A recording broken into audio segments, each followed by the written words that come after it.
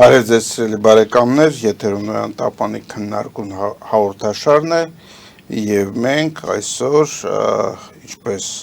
սովորաբար շաբաթ օրերը հրավիրում ենք ազգային օրակարգ կուսակցության խորհրդի նախագահ Հայաստանի Հանրապետության նախկին դեսպան Արա Հակոբյանին։ Ողջունում եմ պարոն Հակոբյան, շնորհակալություն հրավերը ընդունելու համար։ Եկեք այսօրվա խոսակցությունը սկսենք նրանից, որ Ալիևը եւ Փաշինյանը մրցանակ ստացան մարդկային եղբայրության մրցանակ։ Սա այն process-ի համար է, որը որ ուրեմն Փաշինյանը անվանում է խաղաղություն, բայց բոլորն էլ հասկանում են, որ Ադրբեջանը իր էքսպանսիայի նպատակներից չի հրաժարվել։ Արդյոք այդ մրցանակների ստացումը ինչպես իր հերթին Տրամպն էր ուզում խաղաղության համար Նոբելյան մրցանակ ստանալ, ինչ որ բան է փոխում մեր տարածաշրջանի կոնֆիգուրացիայում։ Ինչ որ ազդեցություն անպայման ունենում է, որովհետև Փաշինյանի կապիտուլյացիոն կեցվածքը եւ Ալիևի հաղթական կեցվածքը փաստացի մատուցվեց աշխարհին եւ աշխարհը այդ իրողությունը ընդունեց որպես այդպեսին եւ դրա անունը դրեցին խաղաղություն։ Հիմա այդ խաղաղությունը տվյալ դեպքում այդ մրցանակը Զայեդի մրցանակը, որ Արաբական Միացյալ Էմիրությունների կողմից տրվում է, նա Չեխի կողմից, նախկին Չեխի կողմից հիմնադրված, դա կոչվում է մարդկային եղբայրության մրցանակ, այսինքն Ալիևը եւ Փաշինյանը, ինչպես Փաշինյանը ինքը ասաց այդ նույն մրցանակում իր ելույթի ընթացքում, հայ ժողովուրդը սկսում է եղբայրություն անել, մարդկային եղբայրություն անել, առավել ևս Ալիևի եւ ադրբեջանցի ժողովրդի հետ, այսինքն տվյալ դեպքում մենք պետքա մոռանանք, մոռացության տանք այն ամենը, ինչ որ կատարվել է մեր հետ այս վերջի 100-150 տարվա կտրվածքում, ավելի ետ չեմ էլ գնում եւ մասնապես վերջի 5-6 տարվա կտրվածքում Արցախյան պատերազմի երկրորդ փուլը, անմարդկային վերաբերմունքը, մարդկության դեմ հանցագործությունները, որ կատարել են Ալիևը եւ ադրբեջանցի զինվորականությունը 23 թվականի հայ բնակչության ուժային դուրս մղումը, բռնի դուրս մղումը Արցախից, հազարամյակների Արցախի հայազրկումը, հիմա ամբողջական Արցախով ներառյալ Լեռնային Ղարաբաղը մեր հուշակոթողների ոչնչացումը հետևողական, այսինքն մեր մշակութային ժառանգության ոչնչացումը, այլ բառերով ասած, Ալիևը առաջին անգամ չի, որ դա անում է, առաջին մեծ տենց գործողությունը հենց Ալիևը արեց Ջուղայում, Նախիջևանում եւ այլն։ Այսինքն դա հիմա կոչվում է մարդկային եղբայրություն։ Հիմա ավելին ասեմ, այս ինչ որ ես թվարկեցի, Փաշինյանը իր ելույթում եւ Էմիրատներում եւ միջև էլ նամականի անգամ ասել է, որ անցյալը հնարավոր չի փոխել։ Մենք պետք է միտված լինենք ապագային, այսինքն անցյալի էջը եկեք թերթենք, դա շատ վտանգավոր եւ մանիպուլատիվ դրույթ է, որովհետեւ ինչ է նշանակում էջը թերթել, դա նշանակում է դու այդ էջը պետք է միջև վերջ կարդաս, այսպես ասած, որպեսզի թերթես եւ ամբողջ էությունը այդ էջը պետք է իմանաս, այսինքն եթե էջը կարդում ես եւ թերթում ես, դա նշանակում է դու հաշտվում ես ցեղասպանության հետ, հայրենազրկման հետ, դու հաշտվում ես տարածքների հայկական ազգային եւ պետական տարածքների կորուստների հետ եւ դա ալանը դնում ես եղբայրություն եւ խաղաղություն։ Եթե նույն ադրբեջանցի օրինակ Փաշինյանի այդ սկզբունքով շարժվեն, ապա 35 տարի առաջ Արցախը կորցնելուց հետո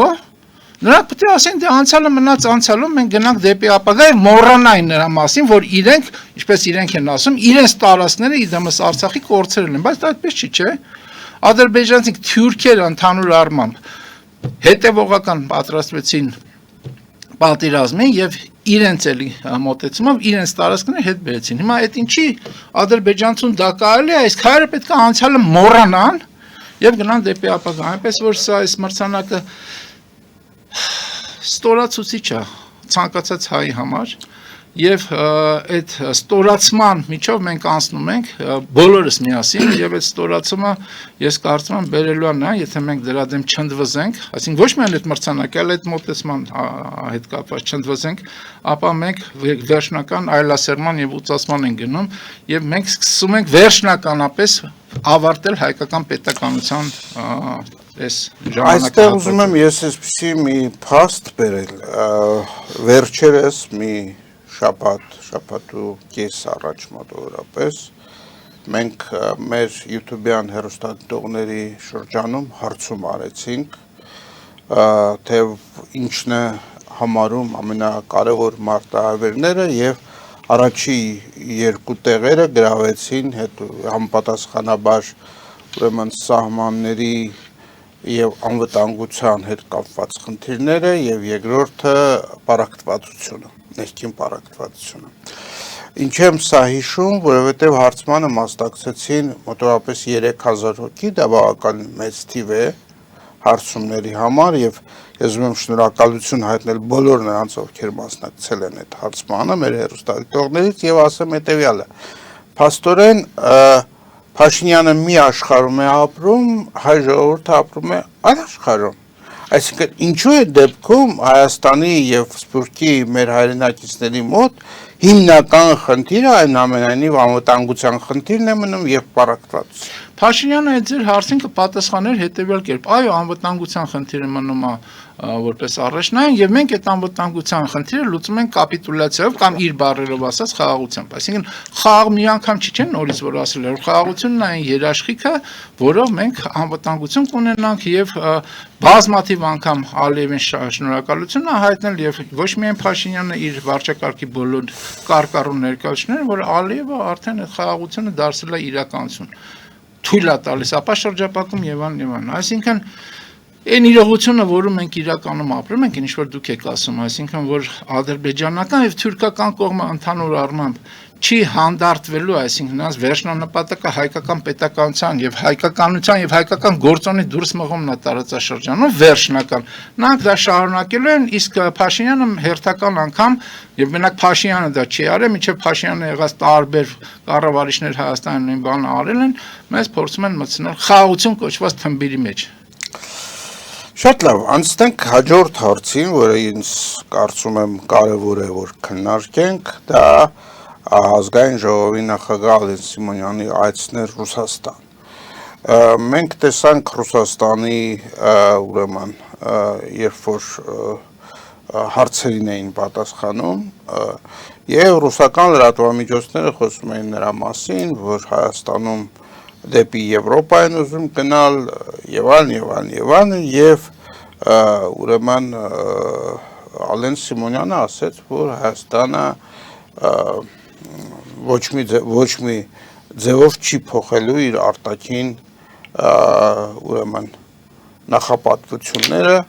եւ մնալու է Ռուսաստանի հետ։ Ես հիմա իմաստն եմ տալիս։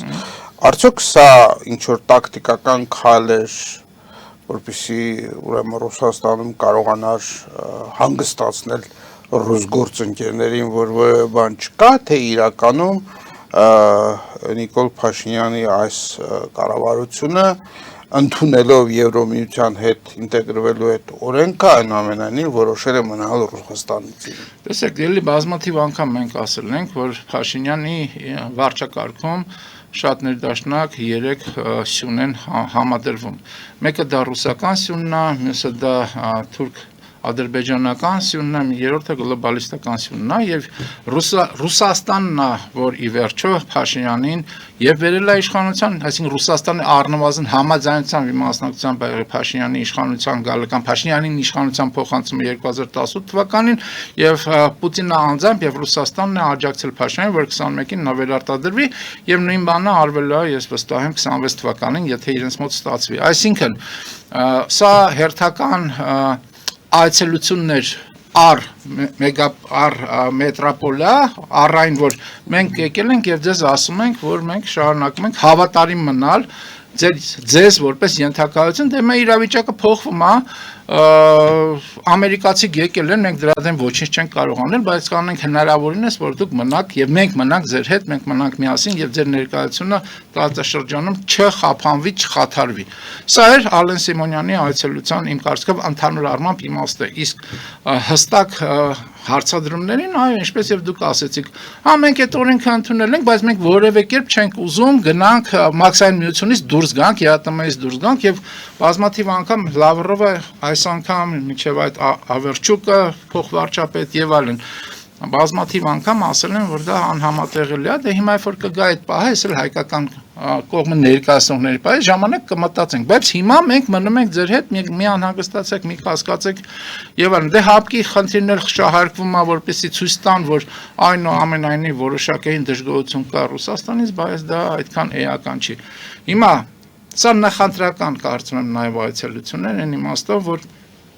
նորից ձեր հետ համաձայնվում ռուսական կողմին հանդարտացնեն, ասեն անհանգստություն մի արտամենք, մնում ենք նույն դաշտում, մենք մնում ենք, մենք նույն մարդիկ ենք, չէ՞։ Հա մենք ֆլուգերային ենք այդ ամեն ինչը, բայց դա արդեն մեր խնդիրը չէ, որ ամերիկան ձեզնից ուժեղ է եւ պահանջամ թուրքերը այսօր ուժեղացել են, այդ արդեն դուք պետք է լուծեք, այդ մեր լուծելու բանը չի։ Բայց մենք մնում ենք ձեզ հավատարիմ, ինչքան կարող ենք, ինչքան հնարավոր է մենք կանենք ամեն ինչ, որ ձեր ներկայությունը ստեղ ապահովի։ Ստեղ շատ կարևոր է, մենք նույնիսկ դրա մասին խոսել ենք, թրիպին Ռուսաստանի մասնակցության հայտը հերթական անգամ որ ներկայացվում է եւ այդ համատեքստում հայկական կողմի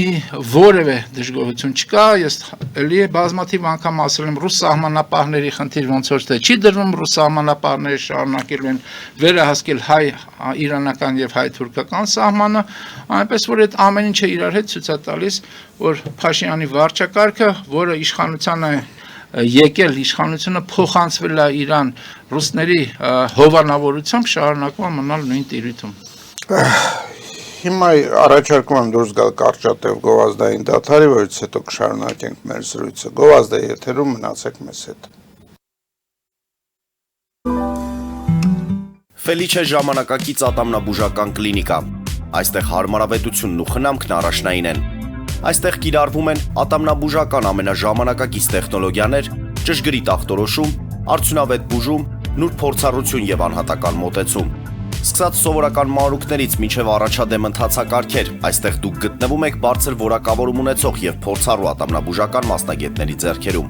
Մեր բարեկամական եւ հյուրընկալ անձնակազմն այստեղ է յուրաքանչյուր այցը հաճելի դարձնելու համար։ Ֆելիչե, ձեր առողջ եւ ամենաերջանիկ շպիտը սկսվում է այստեղից։ Եկեք եւ բացահայտեք նորարարության փորձագիտության եւ կարեկցանքի կատարյալ համադրությունը։ Վաճառվում է գերմանական հնաոճ դաշնամուր 1892 թվականի արտադրության ֆոն Մուրբախ, գտնվում է գերազանց վիճակում, կինը 15000 ԱՄՆ դոլար։ Հեռախոսահամար 094 115 310։ Երևան փոստը Գրանադայի ուզում տեղեկացնում է։ Դրամական փոխանցումներ 1%-ով։ Օդանավով 1 փաունդը 2.99։ Նավով ուղարկեք 1 արկղ, երկրորդ արկղը անվճար։ Ավտոմեքենաների փոխադրում անհավատալի արժեքներով։ Ինչպես նաև կահույք եւ մեծ չափի բեռների փոխադրում։ Jackpot հագուստի խանութը երկրորդ մասնաճյուղն է բացել Գլենդելի սրտում, որտեղ կարող եք ձեռք բերել եվրոպական եւ ամերիկյան ընտիր հագուստեղեն, կոշկեղեն, աքսեսուարներ, պայուսակներ ամենահարմար արժեքներով։ Նաև կարող եք ցանկացած ապրանք պատվիրել եւ ձեռք բերել կարճ ժամանակում։ Jackpot-ի Գլենդելի հասցեն է 1135 North Pacific Avenue, հեռախոս 818 813 2252։ Jackpot հագուստի լավագույն կենտրոնը Գլենդելում։ 60-ից ավելի ճանաչված եվրոպական բրենդների ինքնատիպ, չկրկնվող եւ մատչելի ընտրանին Fortuna Home and Country House խանութ սրահում։ Նորավոճ սպասք եւ կահույք հորեկա բնագավառի համար, տեքստիլ տնտեսական ապրանքներ, ամեն ինչ գեղեցիկ կյանքի համար։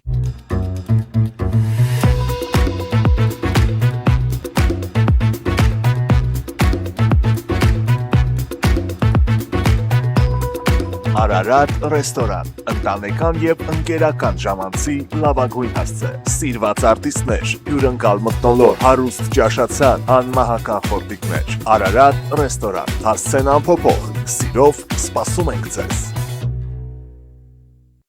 Լավագույն պաղպաղակ, բնական, համեղ եւ մատչելի գներով պաղպաղակը կարող եք ձեռք բերել բոլոր հայկական խանութներում։ Պահանջեք հայկական պաղպաղակ, Թամարա պաղպաղակ։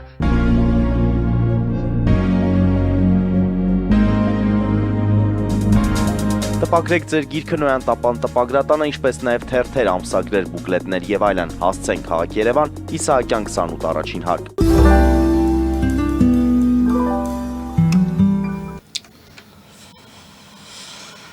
Շարունակում ենք մեր հաղորդումը, սիրելի բարեկամներ,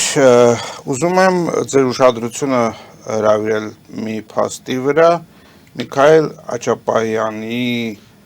կալանավորման ձևը փոխվեց, եթե նա առաջ բանտում էր, հիմա տնային կալանքի տակ է գտնվում, ձեր կարծիքով ինչու սա տեղի ունեցավ, երբ որ այդ եկեղեցի եւ մեր կառավարություն հարաբերությունները շարունակում են վատանալ։ Տեսեք, շարունակում են վատանալ, Փաշինյանը չի ընկրկելու եկեղեցու վրա իր ընդհանրական ճակատային, այսպես ասեմ, արդեն հարձակումից եւ հաստատի այն դեպքեր եւ այն գործընթացները, որ կան, շարունակվում է տարբեր արքեպիսկոպոսների եւ էպիսկոպոսների ձերբակալությունը, շարունակվում է գործերի հարուցումը քրեական, շարունակվում է Հայաստան լքելու հնարավորությունից զրկելը, մասնավորապես դա կապված է էպիսկոպոսաց ժողովի հետ, որը ենթադրաբար պետք է լիներ Ավստրիայում, ես անկեղծ ասած այդ որոշմանը չեմ ուզում դրան գնահատական տամ, բայց ընդհանուր առմամբ կարծում եմ, որ էպիսկոպոսաց ժողովները պետք է լինեն Հայաստանում։ Պատմության մեջ էլ է եղել, որ դուրս են արել, հիմա դա բացատրվում է նա, որ ճնշումները շատ մեծ է, այստեղ կարող չկարողան այն իրականացնել, բայց այս ճնշումները շարունակվում են եւ էպիսկոպոսները դուրս չեն թողնում եւ դա հասկանալի է։ Բայց Միքայել Աջապյանը նորից բազմիցս ասել եմ, որ նա այս պահին փաստացի այն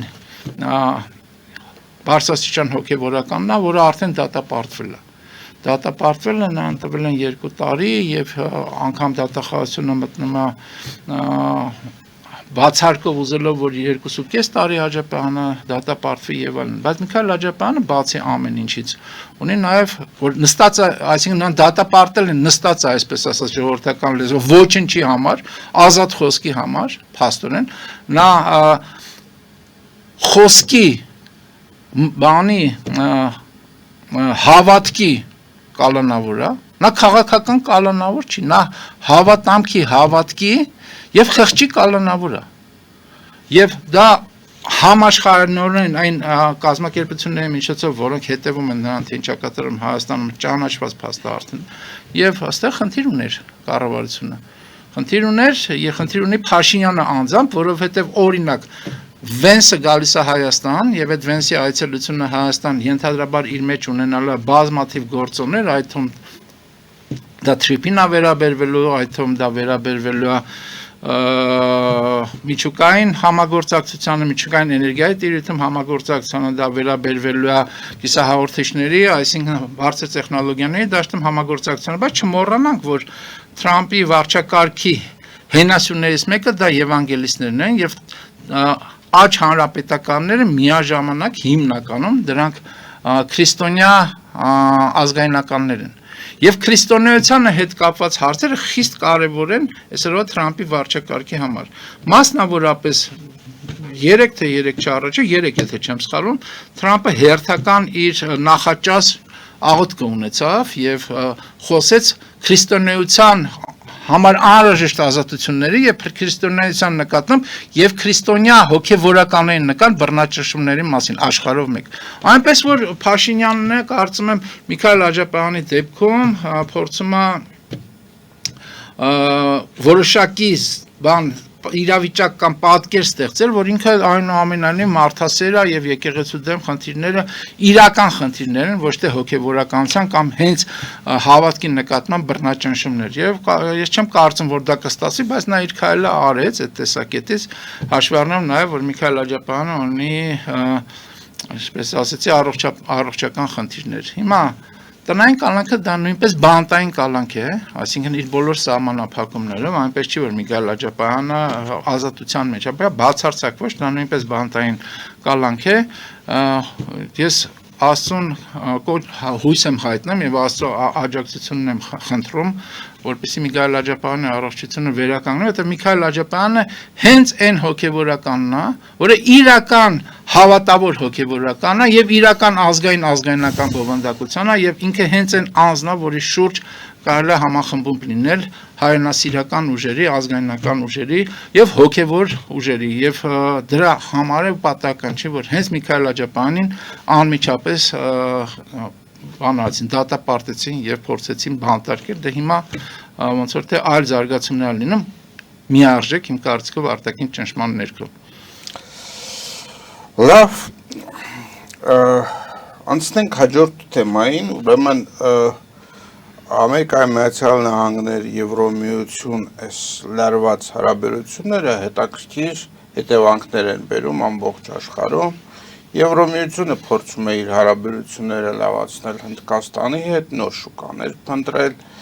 Ամերիկայի Միացյալ Նահանգները ելնելով նրանից ինչ է անում Եվրոմիությունը, եւս փորձում է ինչ որ ձևով մասնակցել այս խաղին, այսինքն այն ինչ որ արեց Տրամպը իր այս դիրքորոշումներով ընդամենը 1 տարվա մեջ ամբողջ աշխարհի կոնֆիգուրացիան կարծես թե փոխվում է։ Տեսեք, ձեր հարցը եւ այո եւ ոչ, ամենայն դեպս կոնֆիգուրացիան ոչ թե փոխվում է իմ կարծիքով, այլ նոր աշխարհակարգի ձևավորումը մտել է վերջնական փուլ եւ այդ վերջնական փուլում ամերիկյան այսօրվա վարչակարգը իր նախապատվությունները, առաջնահերթությունները նշել է իր ազգային անվտանգության ռազմավարական փաստաթղթում եւ դրա մասին մենք արդեն խոսել ենք, որտեղ առաջնային շեշտադրումը դա արևմտյան կիսագունդն է եւ մասնավորապես Վենեսուելա եւ մնացած այդ գործողությունները դրա անմիջական դրսևորումներն են, բայց այնուամենայնիվ հավաքական արևմուտքի տեսակետից բովանդակային փոփոխություններ պետք է լինեն եւ ամերիկյան վարչակարգը չասեմ Թրամպը, այլ ամերիկան ընդհանուր առմամբ աջ հանրապետականները դրա մասին ուղիղ խոսում են ինչի մասին, որ այն լիբերալիզմը, ձախ լիբերալիզմը, կալ այլ բառերով ասած գլոբալիզմը եւ այն միգրացիոն քաղաքականությունը, որը գլոբալիզմի դրսևորումը, որը իրականացրել է Եվրոպան եւ Ամերիկան նույնպես, այսինքն իրանք դա մասներ են ասում, բայց իրանք դրա դեմ պայքարում են։ Վերջի 30-40 տարվա ընթացքում վտանգել է եվրոպական քաղաքակրթական այդ միավորը։ Եվրոպական քաղաքակրթությունը վտանգված է եւ ես իրենց հետ բացարձակ համաձայն եմ։ Իրանք ասում են, որ ձեր մոտեցումները պետք է փոխեք, որպեսզի մեր ընդհանրությունը նորից լինի այնպես տրանսատլանտիկ, ինչպես եղել է։ Դա վերաբերվում ոչ միայն Եվրոպային, դա վերաբերվում է նույն Կանադային, դա վերաբերվում է Ավստրալիային, այսինքն հավաքական արևմուտքին, դա վերաբերվում է Ճապոնիային էլ, չնայած Ճապոնիայի այսօրվա զարգացումները հենց այդ տիրույթում են, նոր վարչապետ, կին վարչապետը Ճամոկյանը ինքը ազգայնական պահպանողական կողմի ներկայացուցիչ է։ Հիմա պարզաբար Եվրոպայում այդ գործընթացները զարգանում են, այսինքն դեպի ազգային պետությունների գործընթացները զարգանում են, բայց միաժամանակ գլոբալիստական ուժերը կատաղի դիմադրություն են ցուցաբերում։ Երկրներ կան, մասնավորապես նույն Իտալիան, որը ամենացայտուն օրինակներից է, որտեղ այդ ազգայնական ուժերը եկել են իշխանության եւ հաջողում են, եւ Իտալիան սկսել են նոր զարգացում ապրել, բայց այնուամենայնիվ Թրամպը որպես այդպեսին, որպես մաչո պոպուլիստ իր գործունեության ձևաչափը հաճախ վիրավորում է եւ առանցին վերցրած կառավարիչների արևմտյան Եվրոպայի եւ մասնավորապես հավաքական Եվրոպայի, ասենց ասեմ, չասեմ արևմտյան Եվրոպայի եւ մասնավորապես այդ ազգերին եւ պետություններին։ Եվ դրա համար արձագանք կա եւ արձագանքը բավականին չեմ սուր է, այդ թվում իմ հենց նոր նշած Մելոնին շատ սուր արձագանքել էր Թրամփի հերթական հայտարարությանը կապված ՆԱՏՕ-ի կեցվածքի հետ Աֆղանստանում եւ ամերիկյան այլ պատերազմներում։ Չնայած հիմա Վենսը գնացել է Իտալիա եւ հանդիպել են եւ ոնց որ թե համահարթել են այդ ամեն ինչը, բայց այնուամենայնիվ այդ իրողությունը առկա է։ Հիմա Եվրոպան արձագանքներից մեկը հետևյալն է, որ ամերիկան ճնշումագործածում ասում է դե լավ, այդ դեպքում մենք կգնանք դեպի արևելք։ Եվ մասնավորապես 20 տարի բանակցվող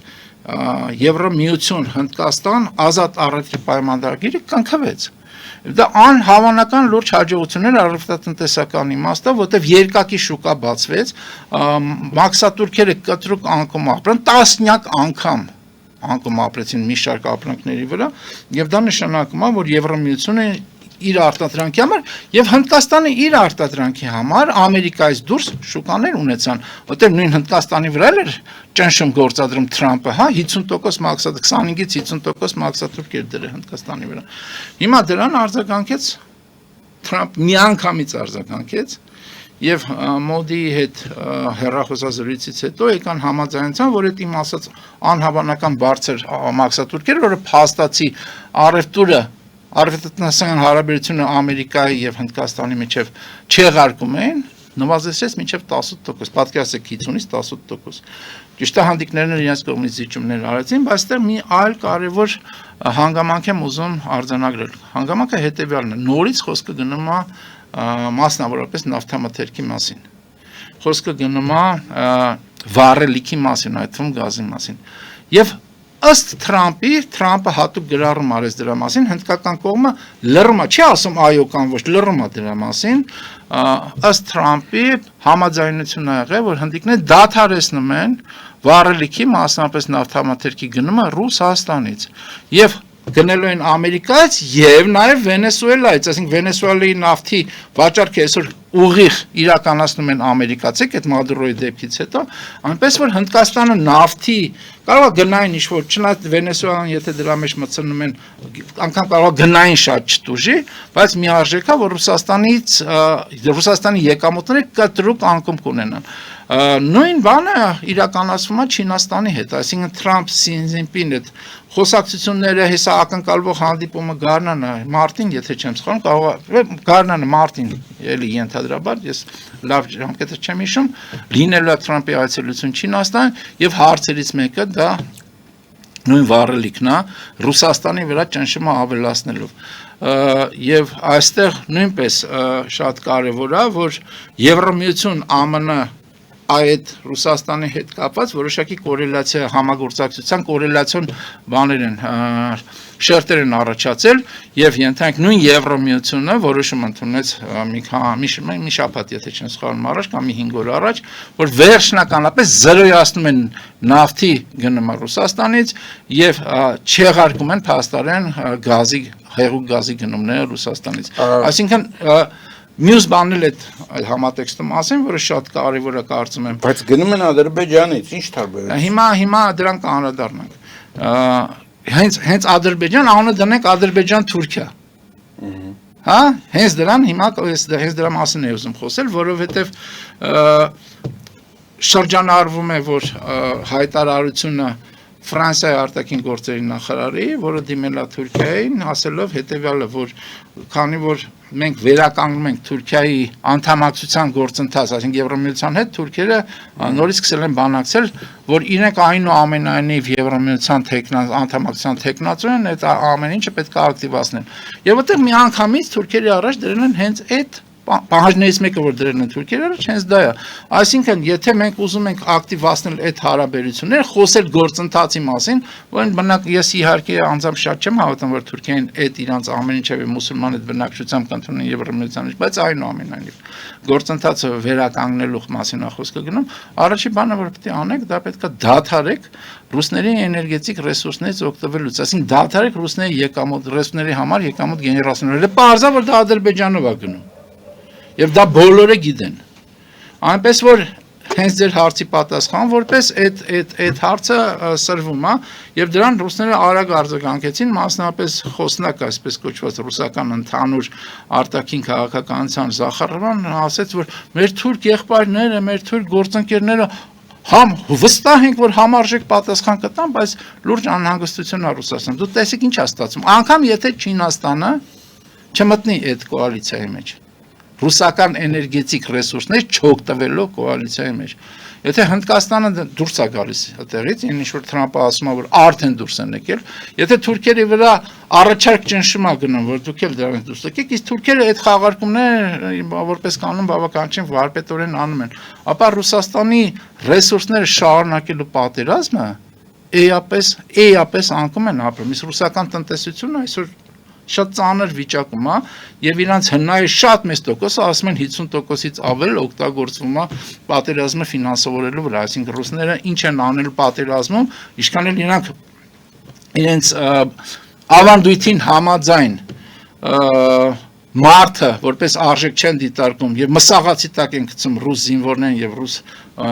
բաներին, զինվորականներին, այնուամենայնիվ դա արդեն սկսելու է չաշխատել։ Այնպես որ այդ զարգացումները շատ հետաքրքիր են եւ հավաքական արևմուտքի համատեքստում եւ նոր աշխարհակարգի ձևավորման համատեքստում եւ համաշխարհային գործընթացների համատեքստում եւ մասնավորապես որպես դրա կարևոր բան էլեմենտ ռուս-ուկրաինական պատերազմը վերահսկելու եւ կառավարելու համատեքստում եւ ստեղ եթե դիտարկում ենք մեր մոտեցումները հիմա Ամերիկայի փոխնախագահ Վենսը գալիս է Հայաստան։ Սա այն հնարավորություններից մեկն է։ Ես չգիտեմ խոսքերը բաները լուրերը տարբեր են, որ նա ստեղից գնալու Ադրբեջան, թե գալիս է միայն Հայաստան, Ադրբեջան հետո է գնալու, ես չգիտեմ, լուրերը տարբեր են, բայց այնուամենայնիվ անգամ եթե գնալու է Ադրբեջան։ Բայց նա գալիս է Հայաստան, դա լուրջ հնարավորություն է հայկական պետականության եւ հայկականության հարցերի բարձրացման եւ ընդհանուր առմամբ տարածաշրջանում ավելի ամուր եւ կայուն դիրքեր գրավելու տեսակետից։ Բայց դա անելու համար պետք է համարժեք իշխանություն։ Իշխանություն, որը չի ասում, եկեք անցյալը մոռանանք, մեր հետ ինչ արել են, արդեն դա արել վերջացրել են, մենք դրա հետ ոչ մի հարց չունենք, գնում ենք դեպի ապագա։ Շնորհակալություն հետաքրքիր զրույցի համար, պարոն Հակոբյան, մենք կշարունակենք հետևել իրադարձություններին եւ մյուս շաբաթ եւս կքննարկենք արդեն զարգացումները։ Սիրելի բարեկամներ, սրանով մեր հաղորդումը ավարտվեց։ Մաղթում եմ ձեզ ամենայն բարիք եւ մինչեւ նոր հանդիպում։